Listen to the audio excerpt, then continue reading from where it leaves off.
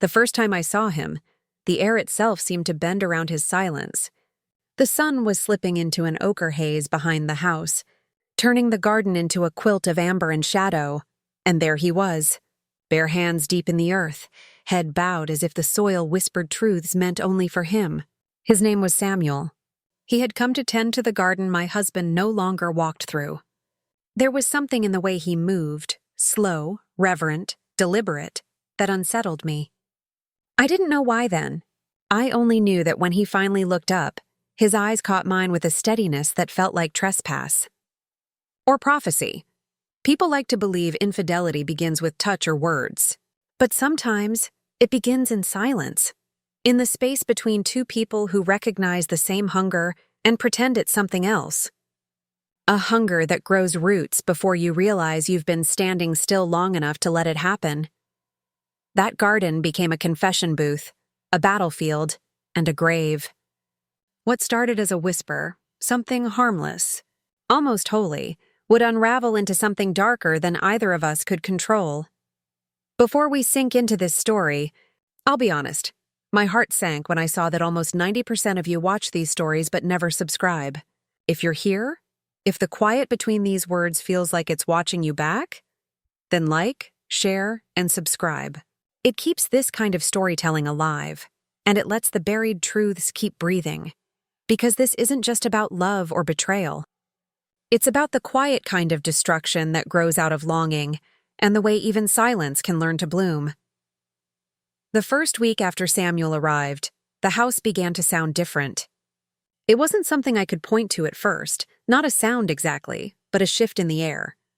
The mornings used to be filled with an aching kind of quiet, the kind that made every small movement echo too loudly, the scrape of a spoon against a bowl, the click of a faucet, the hollow thud of footsteps on marble.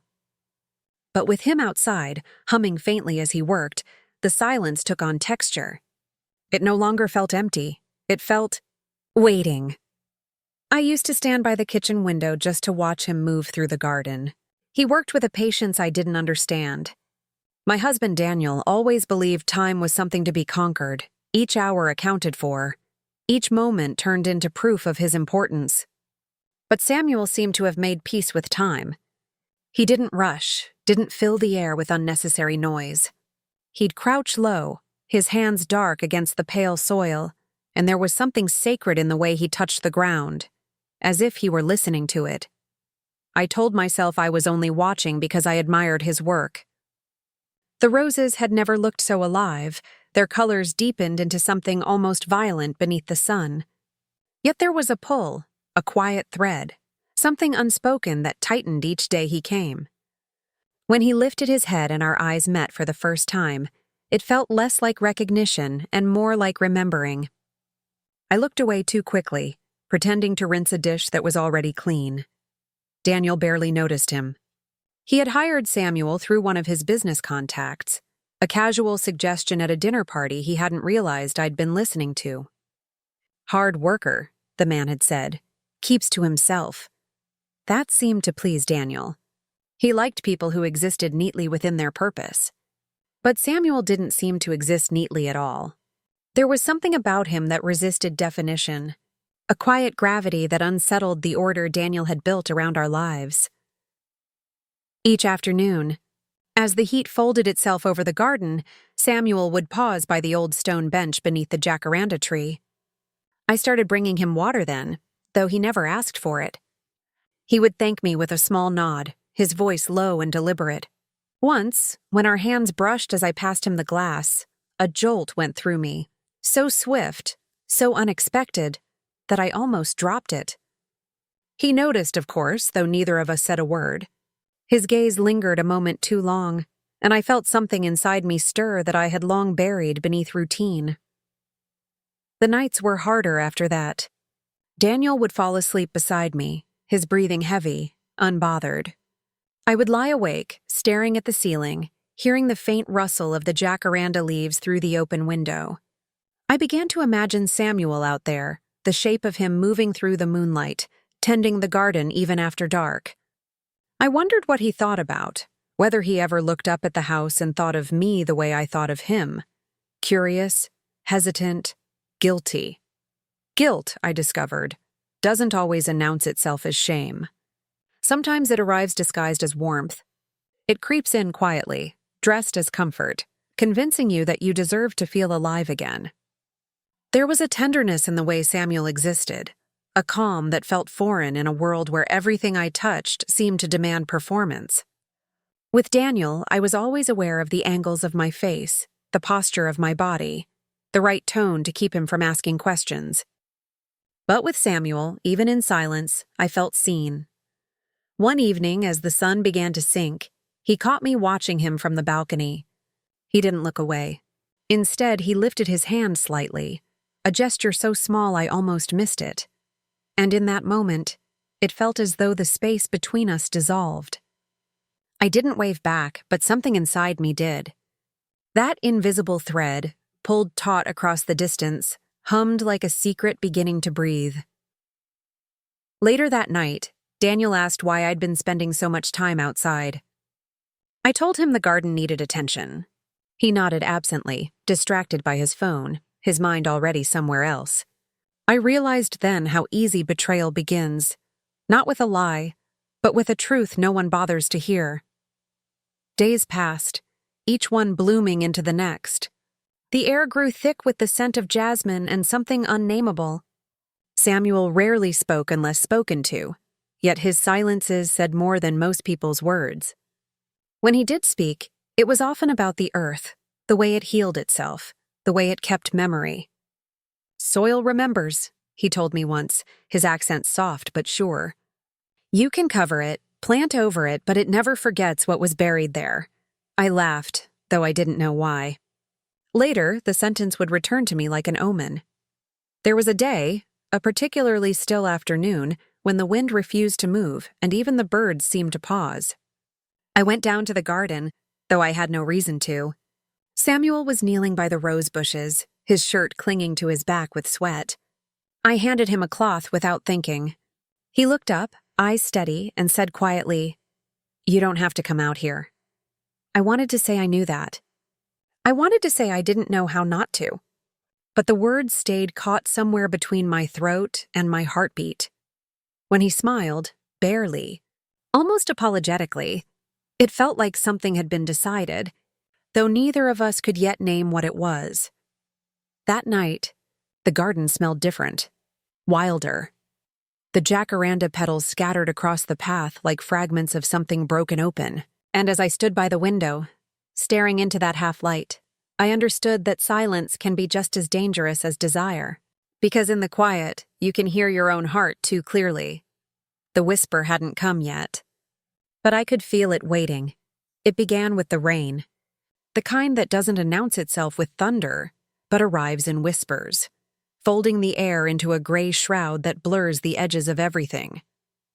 That morning, the sky hung low over the house, swollen and tired, and the first drops began to fall just as Samuel came through the gate. I watched him from the doorway, the scent of wet earth blooming around him like something ancient. He didn't run for shelter.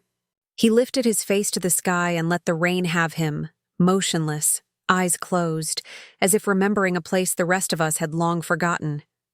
I should have turned away.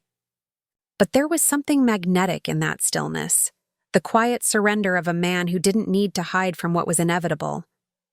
My husband had already left for the city, his car cutting a silver path down the slick road, his absence as routine as the ticking of the kitchen clock. Inside, the house felt too large, the walls too full of echoes. So I stepped out into the rain. The cold reached me first, a sharp, deliberate bite that soaked through my dress and settled into my skin. But I didn't stop. Samuel saw me then, surprise flashing across his face before softening into something else. I couldn't name it, but it felt like recognition. Neither of us spoke as I approached. The rain fell heavier, drumming against the leaves, pooling around our feet, washing the soil into rivulets that ran like veins through the garden. When he finally spoke, his voice was nearly lost beneath the sound of the rain. "You'll catch cold," he said. I shook my head, though my teeth had already begun to chatter. "I don't mind." He watched me for a long moment before lowering his gaze. "You shouldn't be here," he murmured. But he didn't move away. Neither did I. The rain drew a curtain around us, and for the first time, it felt as though the world had stopped watching. The garden, the house, the marriage, the distance, everything else dissolved into the rhythm of falling water. I could smell the earth on his skin, the faint trace of sweat and rain and something warm beneath it, something alive. When he finally reached out, it wasn't with desire. Not yet. It was gentler than that. His hand brushed a strand of wet hair from my face, his fingers trembling as if unsure of their right to touch me. The world contracted to that single point of contact. I don't know if it was the rain or his voice that trembled first when he said, barely above a whisper, "No one has to know." Those 5 words should have broken the spell. They should have sent me running back into the safety of my empty house. But instead, they settled into me like a seed taking root. No one has to know. The phrase became a heartbeat, a rhythm, a promise. I nodded, though I didn't fully understand what I was agreeing to. We didn't kiss then. We didn't have to. The rain did the touching for us, pressing fabric against skin, erasing boundaries. When he stepped back, the space between us felt charged, trembling with everything we hadn't done. His eyes met mine, dark, searching, and I saw in them a mirror of my own hunger. Not for him, not yet, but for something more elusive. To be seen, to be chosen, to be alive in a way that didn't feel rehearsed. That night, the rain didn't stop. It drummed against the windows until the early hours, a relentless reminder of what had happened, or what almost had. I lay awake beside Daniel, listening to the sound, feeling it pulse through the walls like a secret heartbeat. Every time the wind shifted, I thought I heard Samuel's voice again, soft, insistent, repeating the words that had undone me. No one has to know. The days that followed were drenched in silence. We didn't speak of it, not directly, but something had changed in the way we moved around each other. His glance lingered a heartbeat too long. My footsteps found reasons to wander closer. The garden became a language only we spoke, each movement a sentence, each silence a confession. One afternoon, when the clouds finally broke and the sun returned, he found me by the bench under the jacaranda. The petals had fallen in clusters of violet, painting the ground like a bruise. He stood there, hesitant, the weight of the moment between us heavy enough to tilt the air. "Why do you come here?" he asked quietly. I wanted to tell him the truth, that I came because it was the only place where I didn't feel invisible. But I only said, "Because it's quiet here." He studied me for a long time before replying. "Quiet doesn't always mean peace." I didn't answer. Instead, I looked toward the house. Through the windows, I could see Daniel's reflection in the glass of his office, his silhouette moving like a ghost behind the curtains. The sight of him, so distant, so unbothered, made something twist inside me. A kind of anger, sharp and sudden, but rooted in grief. Samuel followed my gaze, and in that instant, I knew he understood everything without my having to explain. That understanding became dangerous. It was the kind of truth that lived in glances, in the slow brushing of hands over garden tools, in the way our shadows overlapped when the sun leaned low. The whisper had turned into something else now, a current pulling us both toward the inevitable. One evening, as the sky burned into orange and indigo, Samuel spoke again, his tone different this time. "Secrets grow same as anything else," he said, his voice almost a warning. "You feed them, and they take root." I laughed softly, trying to make it small, to make it harmless. "Then we won't feed it." But as I said it, I knew it was already too late. The garden had begun to remember us. That night, the rain returned. Softer this time, like breath against glass. I stood by the window again, watching the darkness breathe, and thought of his whisper. How something so quiet could echo so loudly inside me. Somewhere outside, the earth was drinking it in, and the roots beneath the soil stirred with memory, and I wondered for the first time if what we had begun in secret would someday demand to be known. The days grew colder, though the calendar insisted it was still early summer. Light fell differently through the windows, sharper, more brittle, the kind of light that exposes rather than warms. The house, once a sanctuary of quiet, began to feel fragile, as though one misplaced word could shatter it. And maybe it already had. Secrets, I was beginning to learn, make the walls thinner. Daniel had started coming home later. His excuses sounded rehearsed, each one practiced into smoothness. Meetings ran long. Traffic was a nightmare. You know how it is. I knew how it was, though not in the way he imagined.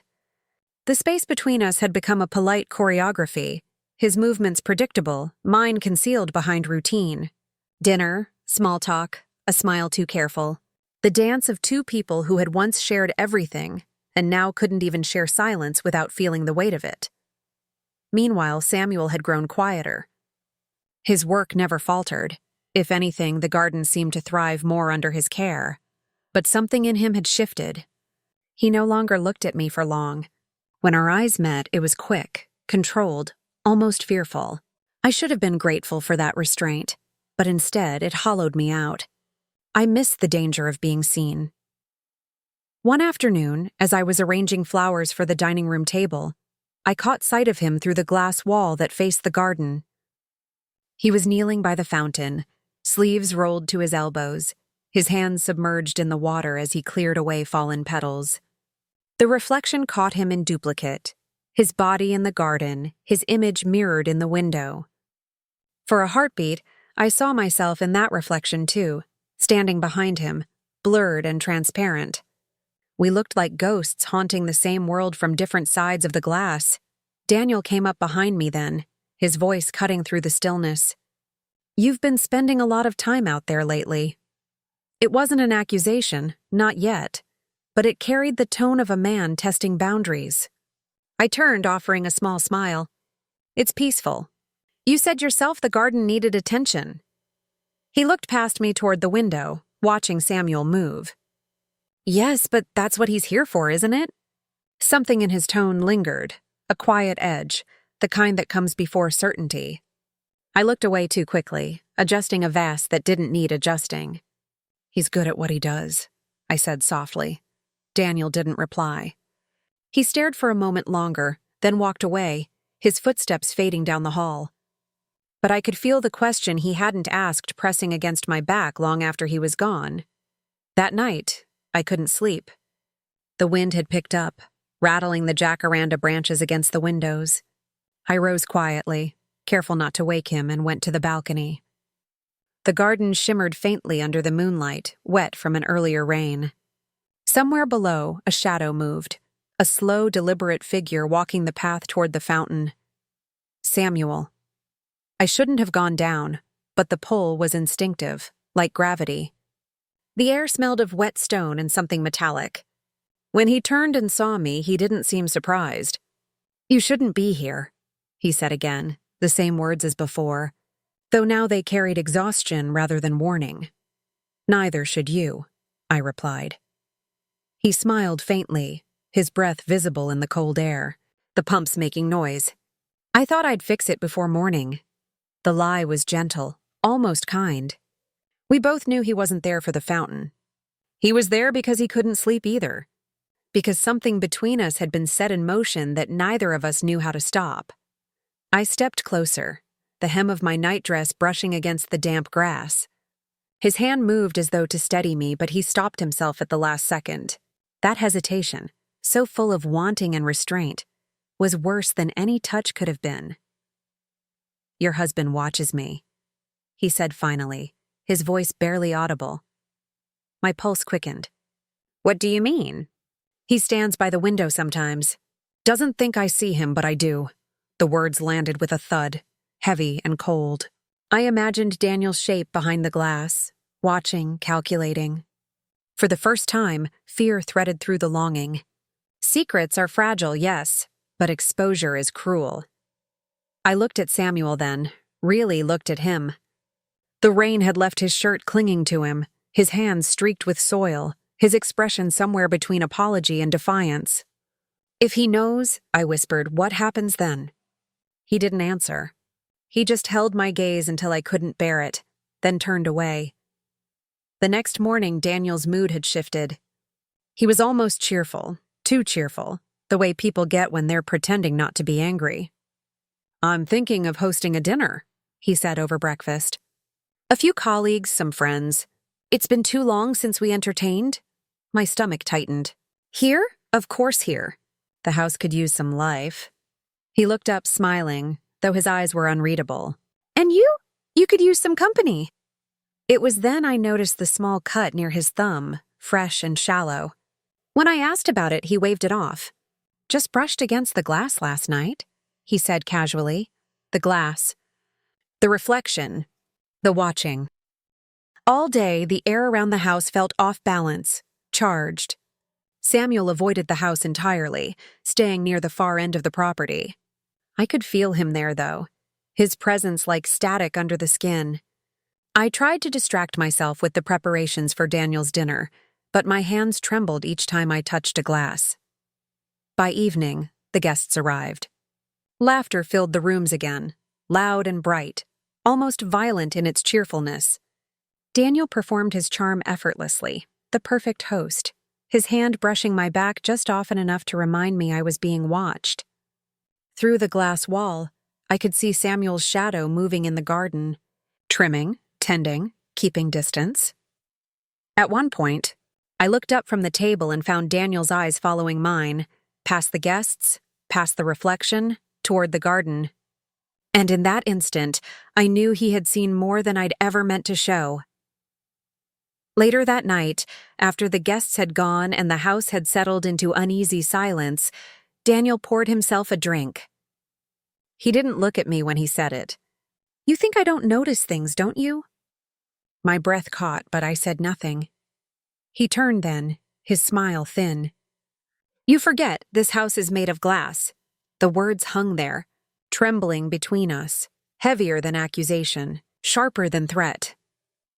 And suddenly, I understood that the walls were never what would shatter first. It would be us.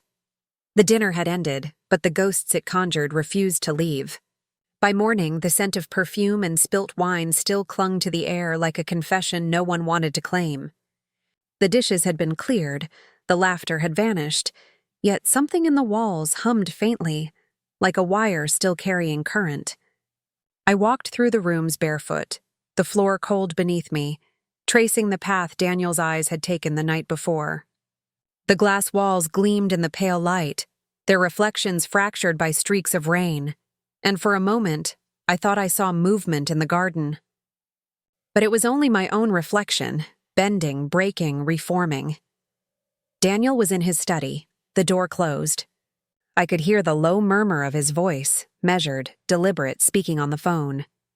When he emerged, he looked composed, almost serene, which frightened me more than anger ever could. "The garden looks lovely," he said, his tone even. "He's done a remarkable job," I nodded, unsure of what he wanted me to say. There was a pause, a silence stretched too thin, before he added, "You should invite him in one day, properly. He's practically part of the household." The words landed softly, but they left bruises. There was something beneath them, an invitation wrapped around a threat. My throat tightened, and I busied myself with nothing, straightening a cushion, adjusting a vase, as though movement could erase meaning.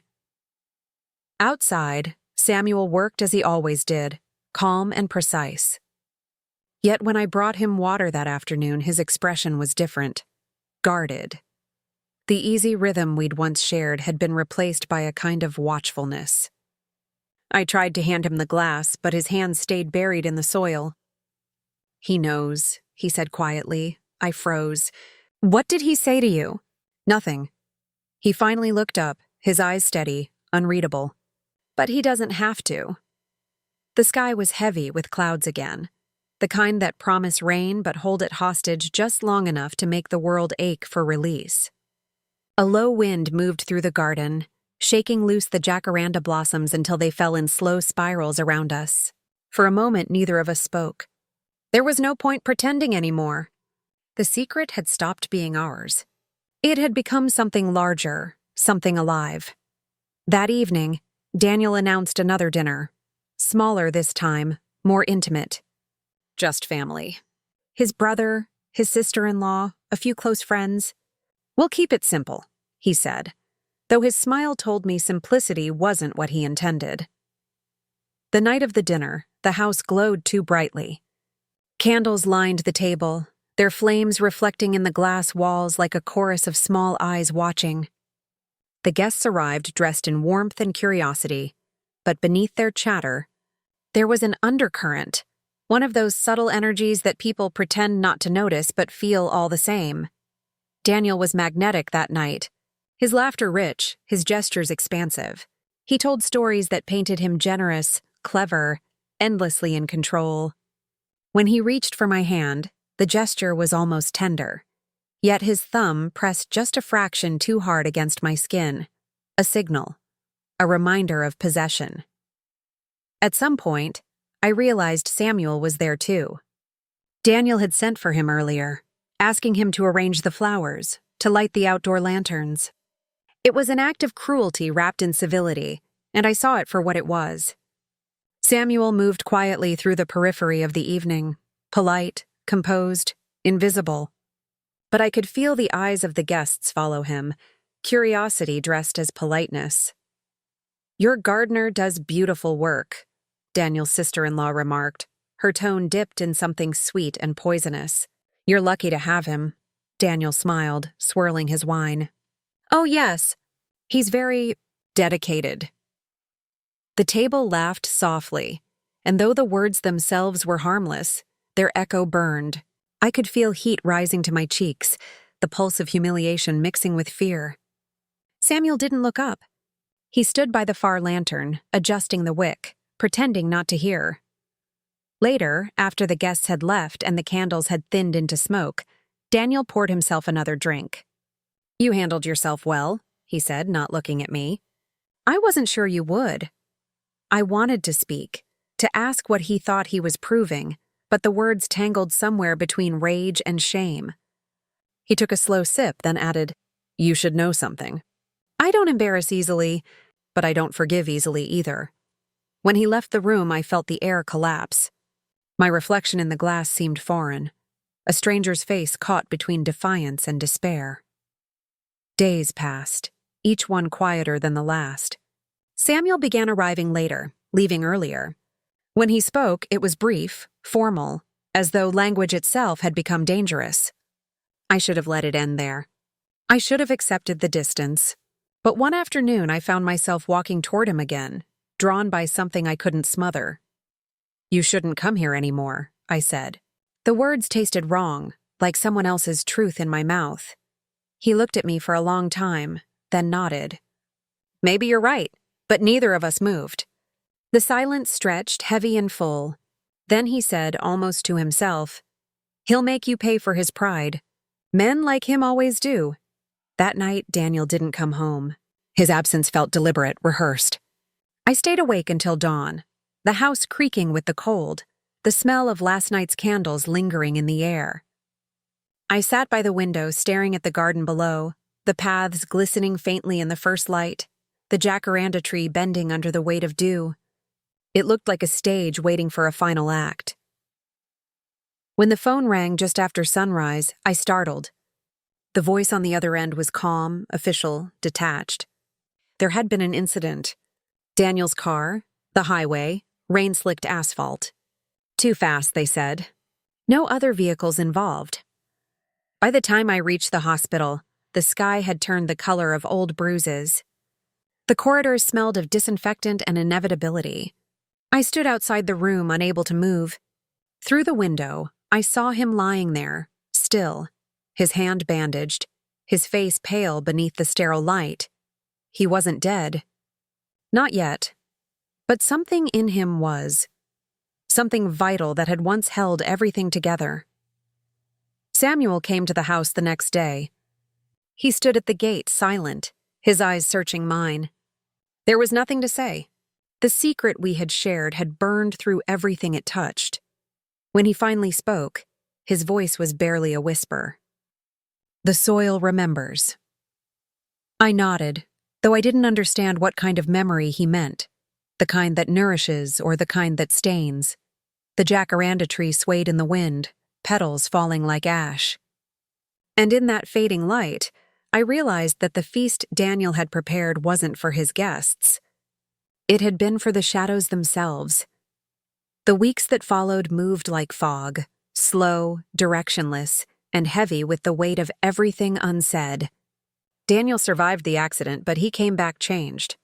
The doctor said he was lucky, though luck felt like a cruel word for what he became. He moved through the house like a man built of glass, every gesture brittle, every silence sharp enough to cut.